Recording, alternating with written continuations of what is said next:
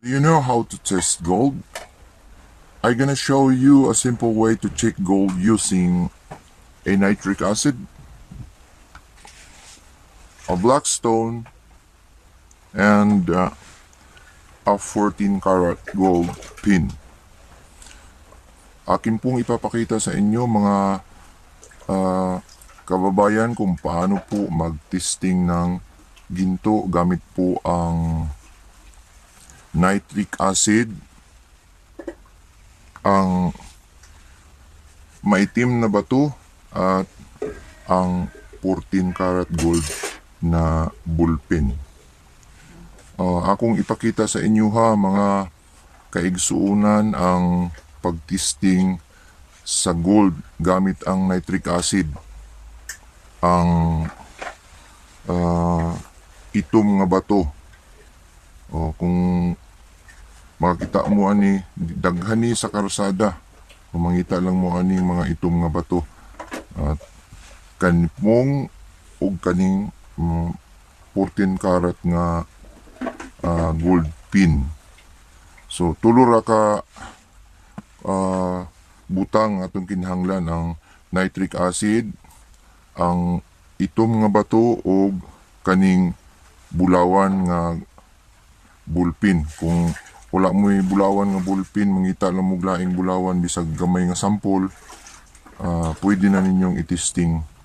Atong ipakita sa inyo ha kung saon pag-testing aron na masabta nato kung bulawan ang atong hawak sa tuang mga kamot.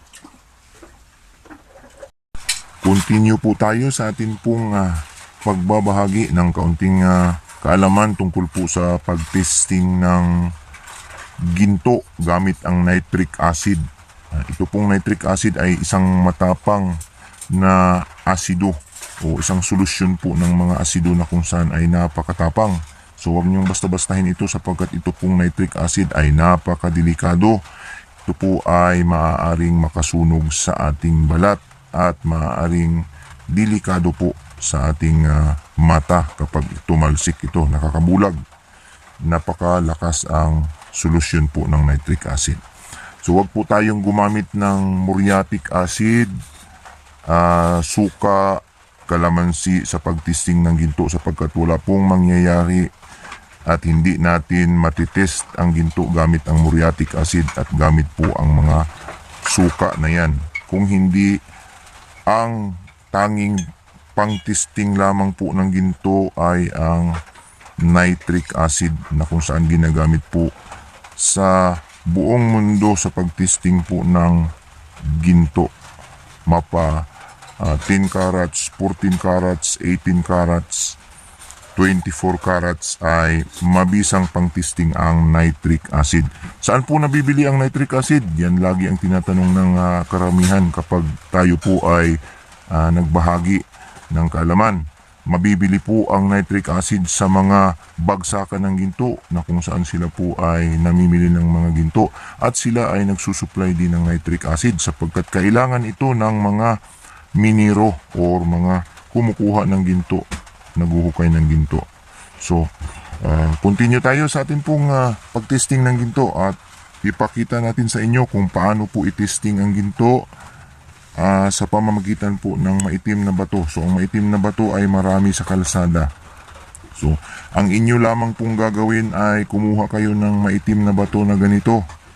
Yung black na black at ikuskus ninyo ang ginto dito sa bato at mag-iiwan ng bakas katulad nito na may makikita kayong bakas na kung saan pinagkuskusan ninyo ng ginto. At atin po itong bubuhusan ng nitric acid upang malaman natin kung ginto ba talaga yung ating bullpen na ito nating ititesting. So ito pong bullpen na ito ay 14 karat. So pag sinabing 14 karat, yan po ay pasok na po sa ginto mga katrupa. So yan, ikuskus po natin, makita natin kung ginto ba talaga itong ating hawak na 14 carats daw sabi. So So nag-iwan po siya ng bakas kung mapapansin ninyo. Ayan. Ayan.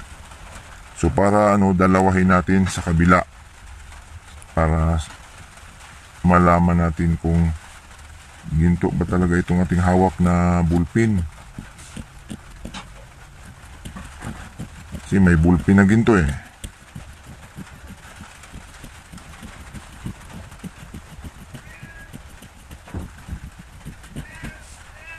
Yan, kung makikita ninyo, siya po ay bumakat doon. Nag-iwan po siya ng pinagkuskusan natin. So, paano po malalaman na yan ay ginto? Kapag binuhusan natin yan ng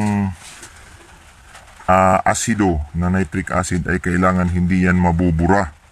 So, kapag hindi yan nabubura, yan ay ginto.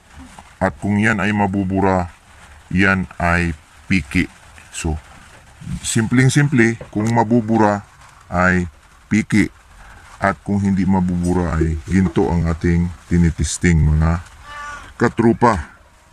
So, atin pong buhusan ngayon ng asido ang atin pong kinuskos. Ito pong nitric acid ay ating ibubuhos sa kanya at ipapakita natin kung talaga bang ginto ito.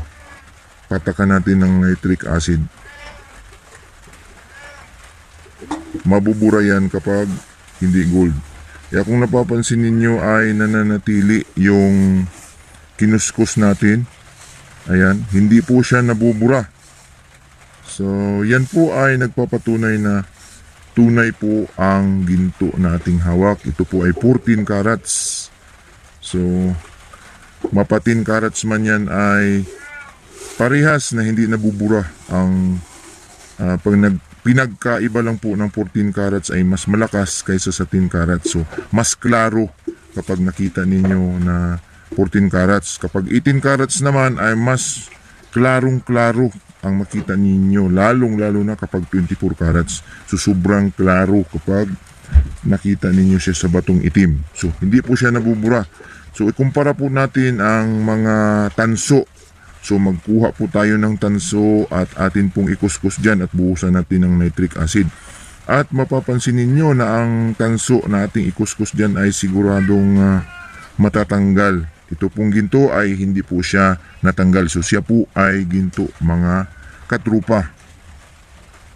Susunod po nating itesting na ikumpara po natin na kung saan ay para malaman natin kung tunay yung ating ginawang testing kanina. So para malaman natin kung tunay yun, ay ikumpara po natin itong 5 piso na malunggay na kung saan parang ginto rin ang itsura. Subalit makikita natin kung talagang ginto ito kapag ikinuskus natin sa bato na katulad nung kinuskus natin kanina na bulpin na siya ay nagsasabing ginto sapagkat hindi po siya nabubura.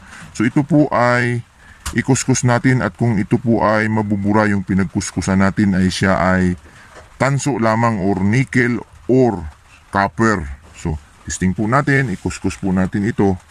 Dito po sa maitim na bato ay ikuskus natin ito. Yan, yung pinagkuskusan natin, ito yung pagbubuhusan natin ngayon ng asido. So, nang malaman natin yung anyo nito, kung talagang ginto din ito, siyempre, mananatili yan na hindi nabubura yan. So, yan. Makita ninyo. Diyan na po ay nandiyan na, nananatili na po ang kanyang bakas. So, nandiyan na po ang kanyang bakas. Kung mapapansin ninyo ay nagkabakas na po itong ating coins. So atin pong bubuhusan ngayon ito ng nitric acid. Hindi muriatic acid nitric acid. So kapag nabura ito ay nagpapatunay na hindi ginto ang ating tinitest. So nakita niyo ang pinagkaiba? Nawala. So nawala yung ating kinuskus na bura. Walang natira. So, kung buhusan natin yan kukulo ng green yan sapagkat yan ay tanso, mga katrupa. So naintindihan po natin yan ngayon kung paano po magtesting ngayon ng ginto gamit ang nitric acid. So napakasimple po kung kayo po ay makakita ng ginto, gold bar, gold coins or ano paman. Bumili lang po tayo ng nitric acid. Tandaan po natin makakabili lang po tayo nito sa mga bumibili ng mga alahas at bumibili ng ginto, bagsakan ng ginto, sila po ay nagsusupply ng mga nitric acid. So sa mga nagtatanong dyan, wala na po kayong itatanong sapagkat binigay ko na po ang kumpletong detalye sa inyo. So maraming salamat po sa inyo pong panonood sa aking video.